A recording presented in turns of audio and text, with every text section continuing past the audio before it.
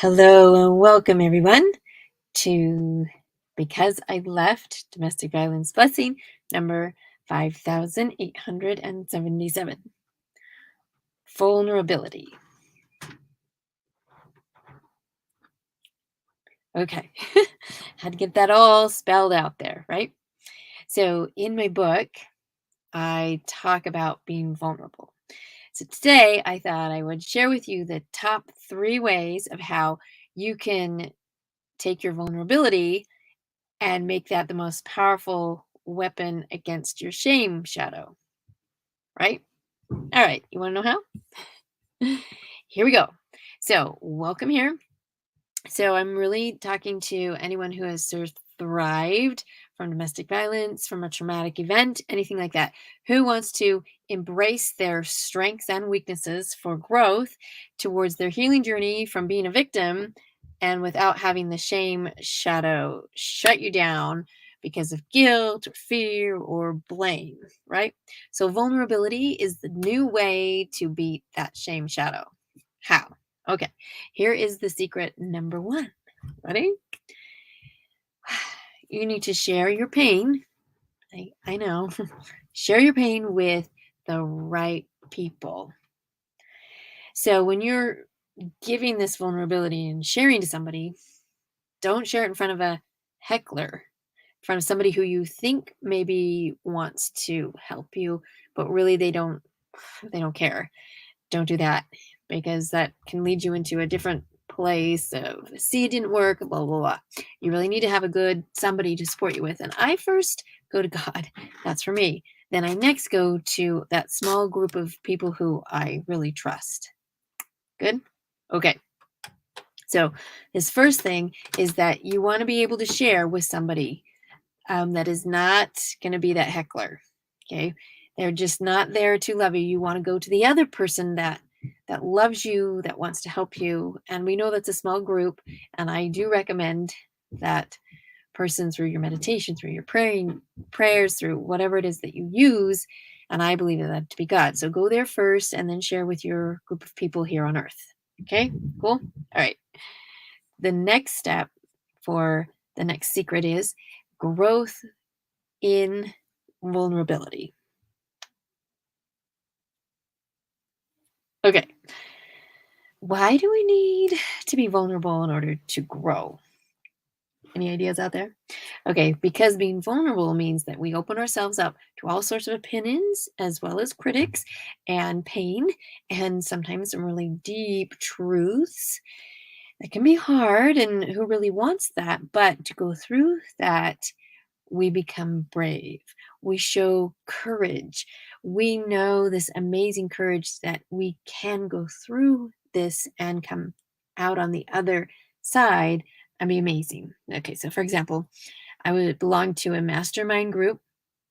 And in this group, I probably know the least amount of things. So I'm very vulnerable and I ask a lot of questions. And I know a few of them kind of look at this like, does she know that? I'll be like, nope, I don't. So I'm going to show my weaknesses. I'm going to show what I don't know. And putting yourself out there, it really feels kind of like that naked moment, right? Because anyone could start really firing off at you or like, oh my gosh, you're so dumb. And it happens all the time in school settings and so on and so forth. I'm sure you have experienced in your life, but it doesn't matter. I don't have to care about what they are saying because I need to know information. If I'm quiet because I'm afraid of them, then I don't learn and I don't grow, but I stay safe. Hmm. That's like that comfort cage. Remember that? Yeah, that's not good, right? Okay. The next thing that, or sorry, number 3 is to have courage. How do we do that when we're vulnerable? How do we have that courage? Like the thing I always say, you choose it. You just have to act and you just have to choose it. We are given strengths, we are given weaknesses, and that's the very crux to what vulnerability is. We can experience great fear and great faith. We can experience the deepest pain and happiest joys, but we have to be vulnerable and let in order for that to happen. So, showing the courage to know to go through that choice to see that there's pain and there's going to be risk involved, but doing it anyway, that's really going to make us grow. And so, by looking at the choices that you're given, and then you think, okay, I want to jump to that next level. And then the big but comes in. If, but, I don't know. Jump, be vulnerable, and see how the growth can take you on that journey. Okay. We sometimes can be filled with doubt. We need to stop guessing. We need to stop all of that worry and step out with prayer and with action and see what can happen. Because soon after that exposure of the life experiences in that learning zone, remember that? That learning zone, that place where we kind of get knocked down and we stand back up again. Yeah, you have the song in your head too. We get back up and we keep going through it. That's vulnerable, but the payoff is huge. Really good. So, I want to point out that you can embrace your strengths and your weaknesses for the growth. And old Shamey over there, the shame shadow, he doesn't have to shut you down. You can choose to ignore it. It's back there. Keep looking at your light. Keep going forward with it. Okay.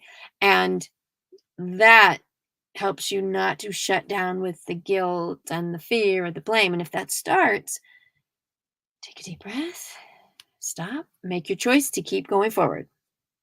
So, oh yes, before I forget, so thrivers out there, anyone out there who've had these traumatic events, domestic violence, anything, sexual abuse, all of that, I want to give you as a gift for less than $10, my book, Out of Darkness. It is like 872 now on Amazon. It's crazy. So I'll drop the link down there below. And with my blog today, I have all that information out there for you. But just remember is that vulnerability is the new way to beat up that shame shadow because we can make the choice to do that. All right. So this is April signing off for because I left domestic violence blessing number 5877 vulnerability. All right. So you guys be blessed and have a great day. Bye bye, y'all. See ya.